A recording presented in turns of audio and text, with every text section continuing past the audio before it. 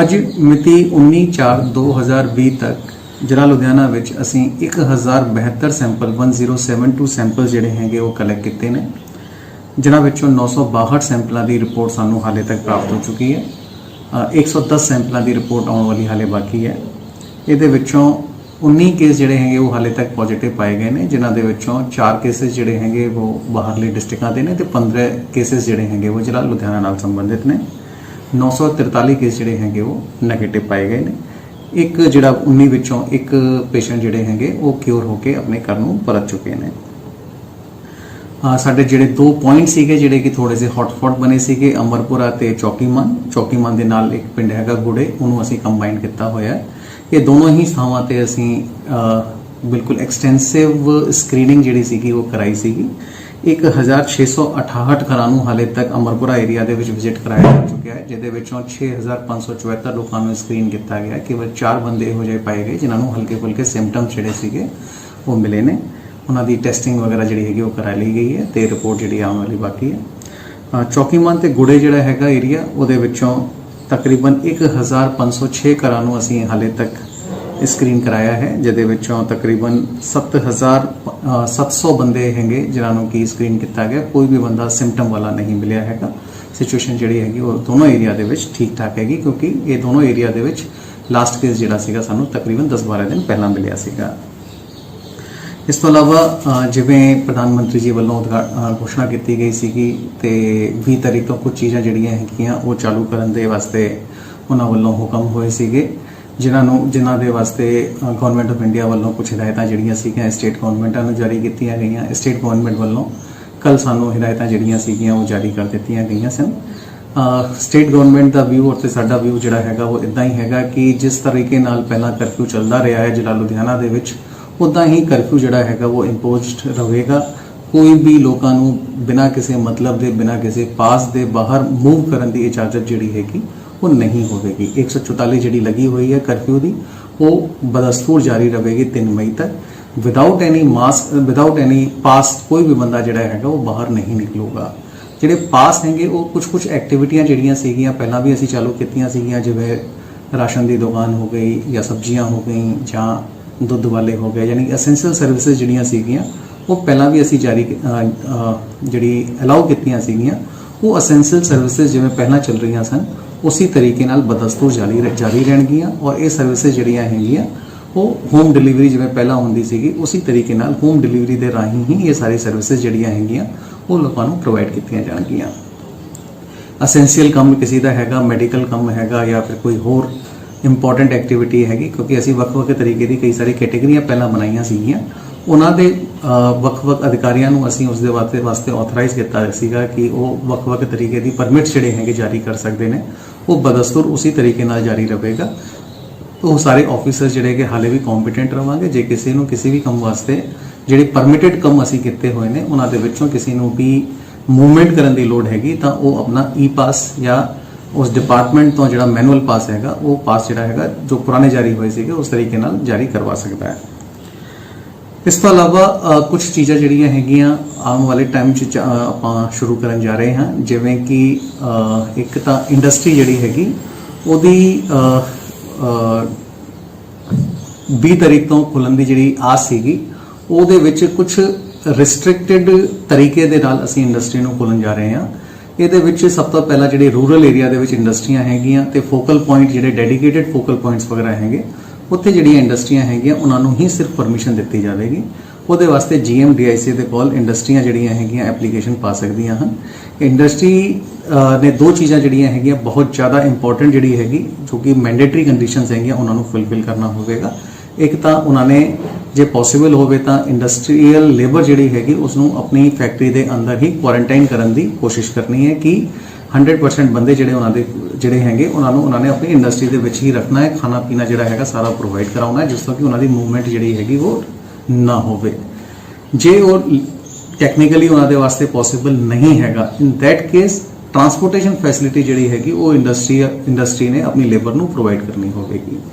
ਕੋਈ ਵੀ industrial labour ਜਿਹੜੀ ਹੈਗੀ ਉਹ ਆਪਣੇ ਤੌਰ ਤੇ ਆਪਣੇ ਆਪ ਇੰਡਸਟਰੀਆਂ ਦੇ ਵਿੱਚ ਮੂਵ ਨਹੀਂ ਕਰੇਗੀ। ਉਸ ਦੇ ਵਾਸਤੇ ਅਸੀਂ ਕਿਸੇ ਵੀ ਤਰ੍ਹਾਂ ਦੀ ਪਰਮਿਸ਼ਨ ਜਿਹੜੀ ਹੈਗੀ ਉਹ ਨਹੀਂ ਦੇਵਾਂਗੇ।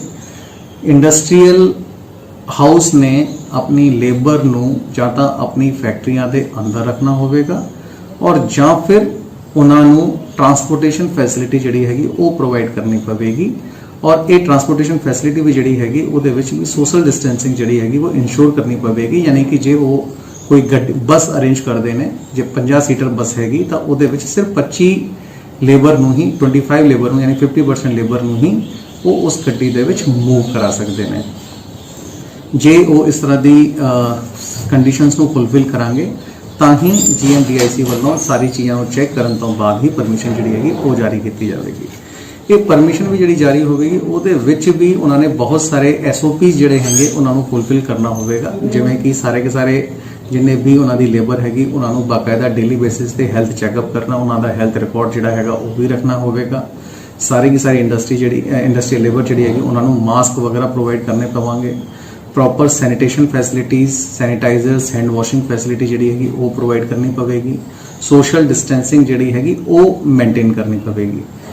ਇਹ ਸਾਰੀ ਇੰਡਸਟਰੀਆਂ ਜਿਨ੍ਹਾਂ ਨੂੰ ਵੀ ਪਰਮਿਸ਼ਨ ਦਿੱਤੀ ਜਾਵੇਗੀ ਉਹਨਾਂ ਦੀ ਬਾਕਾਇਦਾ ਚੈਕਿੰਗ ਵੀ ਜਿਹੜੀ ਹੈਗੀ ਕਰਵਾਈ ਜਾਵੇਗੀ ਔਰ ਜੇ ਕੋਈ ਵੀ ਇੰਡਸਟਰੀ ਸਾਡੇ ਕਿਸੇ ਵੀ ਨੋਰਮ ਨੂੰ ਫੋਲੋ ਨਹੀਂ ਕਰਦੀ ਪਾਈ ਜਾਂਦੀ ਹੈ ਕਿ ਗਲਤ ਕਰ ਰਹੀ ਹੈਗੀ ਤਾਂ ਉਸ ਦੀ ਪਰਮਿਸ਼ਨ ਵੀ ਵਿਡਰੋ ਕੀਤੀ ਜਾ ਸਕਦੀ ਹੈ ਤੇ ਅੱਗੇ ਕਾਰਵਾਈ ਵੀ ਜਿਹੜੀ ਹੈਗੀ ਉਹ ਕੀਤੀ ਜਾ ਸਕਦੀ ਹੈ। ਤਾਂ ਇਸ ਕਰਕੇ ਮੇਰੀ ਸਾਰੇ ਇੰਡਸਟਰੀ ਵਾਲਿਆਂ ਨੂੰ ਸਪੈਸ਼ਲੀ ਜੋ ਵੀ ਇਸ ਚੀਜ਼ ਦੇ ਵਿੱਚ ਪਰਮਿਸ਼ਨ ਲੈਣਾ ਚਾਹੁੰਦੇ ਨੇ ਉਹਨਾਂ ਨੂੰ ਬੇਨਤੀ ਹੈਗੀ ਕਿ ਜੋ ਗਵਰਨਮੈਂਟ ਵੱਲੋਂ ਗਾਈਡਲਾਈਨਸ ਜਾਂ ਇੰਸਟਰਕਸ਼ਨਸ ਦਿੱਤੀਆਂ ਜਾਂਦੀਆਂ ਹਨ ਉਹਨਾਂ ਨੂੰ ਫੁੱਲਫਿਲ ਕਰਦੇ ਹੋਏ ਹੀ ਪਰਮਿਸ਼ਨ ਲਈ ਜਾਵੇ ਔਰ ਉਹ ਕੰਡੀਸ਼ਨਾਂ ਨੂੰ ਫੁੱਲਫਿਲ ਵੀ ਕੀਤਾ ਜਾਵੇ। ਕੋਈ ਵੀ ਇੰਡਸਟਰੀ ਕੰਡੀਸ਼ਨਾਂ ਦੀ ਵਾਇਓਲੇਸ਼ਨ ਬਾਅਦ ਦੇ ਵਿੱਚ ਨਾ ਕਰੇ।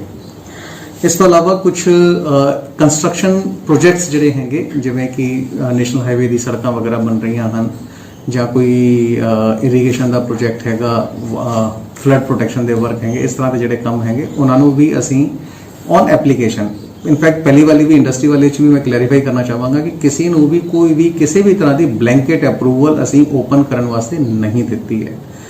ਜੋ ਵੀ ਅਸੀਂ ਚੀਜ਼ਾਂ ਅਲਾਉ ਕਰਾਂਗੇ ਉਹ ਪਰਮਿਸ਼ਨ ਦੇ ਬੇਸਿਸ ਤੇ ਕਰਾਂਗੇ, ਪਰਮਿਟ ਦੇ ਬੇਸਿਸ ਤੇ ਕਰਾਂਗੇ। ਡਿਫਰੈਂਟ ਕੰਮਾਂ ਦੇ ਵਾਸਤੇ ਅਸੀਂ ਡਿਫਰੈਂਟ ਅਥਾਰਟੀਜ਼ ਨੂੰ ਆਥੋਰਾਈਜ਼ ਕੀਤਾ ਹੈ। ਇੰਡਸਟਰੀ ਦੇ ਵਾਸਤੇ ਜਿਵੇਂ ਆਪਾਂ GMDIC ਨੂੰ ਆਥੋਰਾਈਜ਼ ਕੀਤਾ ਹੈਗਾ। ਐਗਰੀਕਲਚਰ ਦੇ ਕੰਮਾਂ ਦੇ ਵਾਸਤੇ ਅਸੀਂ ਚੀਫ ਐਗਰੀਕਲਚਰ ਆਫੀਸਰ ਨੂੰ ਆਥੋਰਾਈਜ਼ ਕੀਤਾ ਹੈਗਾ। ਐਨੀਮਲ ਹਸਬੈਂਡਰੀ ਨਾਲ ਰਿਲੇਟਡ ਜਿਹੜੀਆਂ ਚੀਜ਼ਾਂ ਹੁੰਦੀਆਂ ਉਹਦੇ ਵਾਸਤੇ ਅਸੀਂ ਡਿਪਟੀ ਡਾਇਰੈਕਟਰ ਐਨੀਮਲ ਹਸਬੈਂਡਰੀ ਨੂੰ ਆਥੋਰਾਈਜ਼ ਕੀਤਾ ਹੈਗਾ। ਤਾਂ ਹਰ ਇੱਕ ਚੀਜ਼ ਦੇ ਵਾਸਤੇ ਅਸੀਂ ਇੱਕ ਕੰਪੀਟੈਂਟ ਅਥਾਰਟੀ ਨੂੰ ਆਥੋਰਾਈਜ਼ ਕੀਤਾ ਹੋਇਆ ਹੈ। ਹਰ ਇੱਕ ਬੰਦੇ ਨੂੰ ਬੇਨਤੀ ਇਹੀ ਹੈਗੀ ਕਿ ਜਦ ਵੀ ਕੋਈ ਵੀ ਚੀਜ਼ ਉਹਨਾਂ ਨੇ ਚਾਲੂ ਕਰਨੀ ਹੈ ਜਿਹੜੀ ਕਿ ਪਰਮਿਟਡ ਲਿਸਟ ਦੇ ਵਿੱਚ ਆ ਰਹੀ ਹੈ ਤਾਂ ਉਸ ਅਥਾਰਟੀ ਤੋਂ ਉਹਨਾਂ ਨੇ ਪਰਮਿਸ਼ਨ ਲੈਣੀ ਹੈ, ਪਰਮਿਟ ਲੈਣਾ ਹੈ। ਬਿਨਾਂ ਪਰਮਿਟ ਦੇ ਬਲੈਂਕੇਟ ਅਪਰੂਵਲ ਕਿਸੇ ਵੀ ਚੀਜ਼ ਦੇ ਵਾਸਤੇ ਨਹੀਂ ਹੈਗਾ। ਤਾਂ ਇਸ ਕਰਕੇ ਸਾਰੇ ਲੋਕ ਇਹਨਾਂ ਹਦਾਇਤਾਂ ਦੀ ਪਾਲਣਾ ਕਰਨ ਔਰ ਕੋਈ ਵੀ ਕਿਸੇ ਵੀ ਤਰ੍ਹਾਂ ਦੀ ਪ੍ਰੋਬਲਮ ਦੇ ਵਿੱਚ ਨਾ ਫਸਣ। ਜਿਹੜੀ ਅਥਾਰਟੀ ਹੈਗੀ ਉਹ ਅਥਾਰਟੀ ਉਸ ਇੰਸਟੀਟਿਊਸ਼ਨ ਨੂੰ ਖੋਲਣ ਦੇ ਵਾਸਤੇ ਤੇ ਜੋ ਵੀ ਬੰਦੇ ਉੱਤੇ ਕੰਮ ਕਰਦੇ ਨੇ ਉਹਨਾਂ ਦੇ ਵਾਸਤੇ ਵੀ ਪਰਮਿਸ਼ਨ ਪਾਸਿਸ ਵਗੈਰਾ ਜਿਹੜੇ ਹੈਗੇ ਉਹ ਜਾਰੀ ਕਰੇਗੀ। ਲੋਕਾਂ ਨੂੰ ਜਦ ਵੀ ਕੋਈ ਵੀ ਫੈਸਿਲਿਟੀ ਯੂਜ਼ ਕਰਨੀ ਹੈ, ਭਾਵੇਂ ਉਹ ਬੈਂਕਿੰਗ ਫੈਸਿਲਿਟੀ ਹੋਵੇ, ATM ਫੈਸਿਲਿਟੀ ਹੋਵੇ, ਕੋਈ ਵੀ ਕਿਸੇ ਵੀ ਤਰ੍ਹਾਂ ਦੀ ਫੈਸਿਲਿਟੀ ਹੈਗੀ ਉਹਦੇ ਵਾਸਤੇ E-ਪਾਸ ਸਿਸਟਮ ਜਿਹੜਾ ਹੈਗਾ ਬਹੁਤ ਵਧੀਆ ਚੱਲ ਰਿਹਾ ਹੈਗਾ। ਉਹਦੇ ਵਿੱਚ ਅਪਲਾਈ ਕਰਨ ਔਰ ਅਸੀਂ ਉਹਨਾਂ ਨੂੰ ਜਦ ਪਰਮਿਸ਼ਨ ਦਿੰਦੇ ਆ ਤਾਂ ਉਸ ਤੋਂ ਬਾਅਦ ਹੀ ਉਹ ਬੰਦੇ ਮੂਵ ਕਰਨ।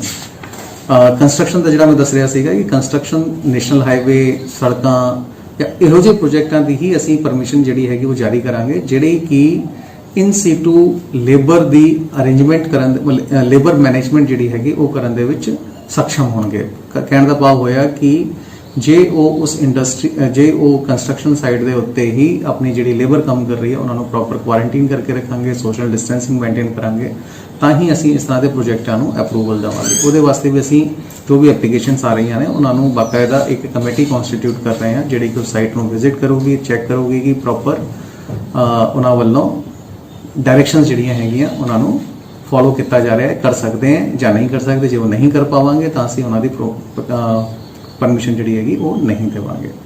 ਸਿਮਿਲਰਲੀ ਕੁਝ ਹੋਰ ਚੀਜ਼ਾਂ ਹੈਗੀਆਂ ਜਿਨ੍ਹਾਂ ਨੂੰ ਅਸੀਂ ਸਲੋਲੀ ਅਲਾਉ ਕਰਾਂਗੇ। ਪ੍ਰੋਸੀਜਰਸ, ਗਾਈਡਲਾਈਨਸ ਜਿਹੜੀਆਂ ਹੈਗੀਆਂ ਅਸੀਂ ਬਣਾ ਰਹੇ ਹਾਂ ਔਰ ਜਿਵੇਂ ਉਹਨਾਂ ਦੀ ਗਾਈਡਲਾਈਨਸ ਬਣਦੀਆਂ ਜਾਵਾਂਗੀ ਅਸੀਂ ਉਸ ਮੁਤਾਬਿਕ ਉਹਨਾਂ ਦੀ ਐਪਲੀਕੇਸ਼ਨਾਂ ਨੂੰ ਪ੍ਰੋਸੈਸ ਕਰਾਂਗੇ।